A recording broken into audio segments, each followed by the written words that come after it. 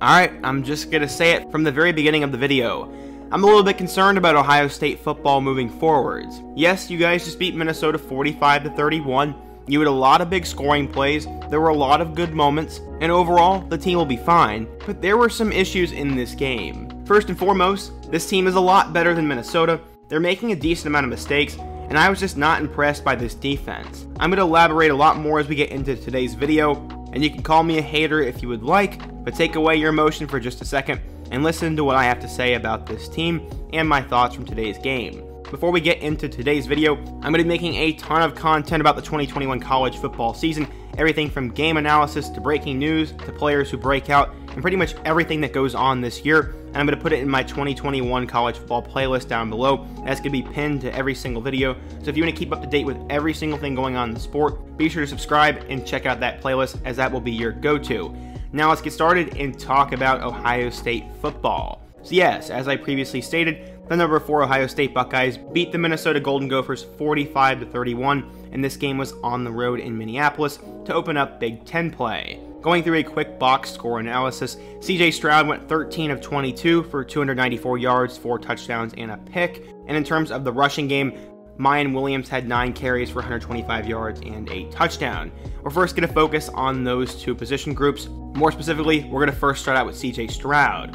For his first start as a redshirt freshman, I would say he did pretty well. He had 4 touchdowns, he made some good throws, and he looked pretty comfortable for the most part. 13 of 22 is not as accurate as I thought he would be, and overall there were some times where I was a little bit concerned. He did have a little bit of a rough start to the game, but I will admit he played a lot better as it went on, and that is definitely something to hang your hat on if you're a Buckeyes fan. Only 3 players have had a better debut for a starting quarterback, and those guys were Kenny Guyton, Dwayne Haskins, and Justin Fields. So I think the Buckeyes are in great hands with Stroud moving forwards, and I'm not too concerned about that position. I will say though, a lot of those big touchdown passes were more on the receiver than the actual quarterback, but the blame can be placed on Minnesota's poor secondary, and you can't really blame Stroud for that.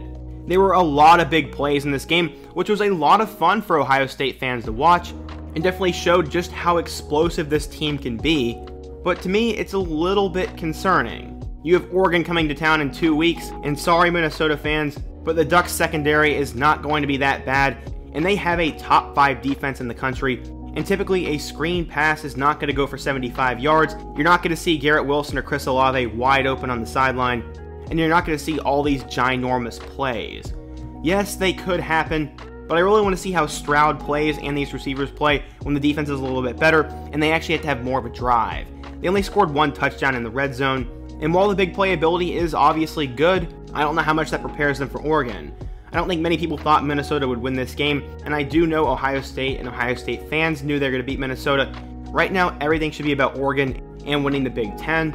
And one thing I will say is really good for this Buckeyes team is that they did face some resilience, as they were down at halftime and continued to make plays and ended up winning by 2 scores. Looking at that running back room, I think a lot of people thought Master Teague and Travion Henderson were going to be the 2 starters, but Mayan Williams came out of nowhere and surprised. He had that 71-yard touchdown run in the first quarter to get things going, and from there he still added over 60 yards on the ground. Master Teague had 6 carries for 29 yards, and even Marcus Crowley got to play during garbage time. Travion Henderson only got 2 carries, but he made a spectacular play in the receiving game as he took a screen 70 yards to the house. I think everyone in the world knew Chris Olave and Garrett Wilson were to get the majority of the targets, but I really would have liked to see some other guys step up. Outside of Travion Henderson's screen and 1 catch from Jeremy Ruckert, only 2 more passes were completed, and that went to Jackson Smith-Njigba for 12 yards. Obviously, Chris Olave was the MVP of the game, as he had 4 catches for 117 yards and 2 touchdowns, with that 161-yard touchdown pass late in the game. And then Garrett Wilson also had a tremendous game with 5 catches for 80 yards and a score with a 56-yard touchdown. Overall, as we do a quick recap of the offense, I think CJ Stroud is in good hands, and while people were criticizing him at the beginning, he threw 4 touchdowns and nearly 300 yards in his first road start, and the 1 interception, you could go back and forth on who to blame for that. With how good this offensive line was, everyone knew the Ohio State running game would be spectacular. I just don't think many people thought Mayan Williams would be the best running back on this team, and maybe that will change by the end of the year, but it'll be hard for Ryan Day not to start him next week, and there are plenty of options behind him if he struggles. And as we recap that receiving game, Chris Olave and Garrett Wilson obviously made plays, but I want to see what some of the other guys do. I wanted to see guys like Marvin Harrison, Jaden Ballard, Emeka Egbuka, and Smith and Jigba get a little bit more involved in the game. Looking towards that defensive side of the ball, that's where I'm more concerned if I'm being honest. This Minnesota offense should not have put up 31 points. I'm not super high on Tanner Morgan, and he just did not look that great tonight. And while he did make some good plays, he's not the same player he was in 2019 in my opinion. Mohamed Ibrahim was the star of this game, as he had 30 carries for 163 yards and 2 touchdowns before he unfortunately tore his ACL, and my heart just goes out to him, as he has been a spectacular player for the Gophers over the last 3 years. He was having the biggest night of his career, and now his season is likely done, and I don't know what's going to happen for him next. Ohio State's defense definitely caught a break when he went down, as that was in a crucial moment on a crucial drive in that game, and I think a big what if for Minnesota fans will be if he stayed healthy. The secondary was also concerning to me, as at times it just didn't look like things were clicking. Dylan Wright had that touchdown in the first half, and that was the only touchdown this Buckeyes defense surrendered. But for a program that consistently has tremendous defensive backs and a tremendous secondary, maybe it's just me, they just didn't pass the eye test tonight. We will see how the coaching staff prepares for next week, and we will more than likely see these problems resolved pretty soon. The pass rush was not as great as I would have liked, as I always get Ohio State fans commenting how it's the best defensive line in the country, and they definitely did not show that tonight.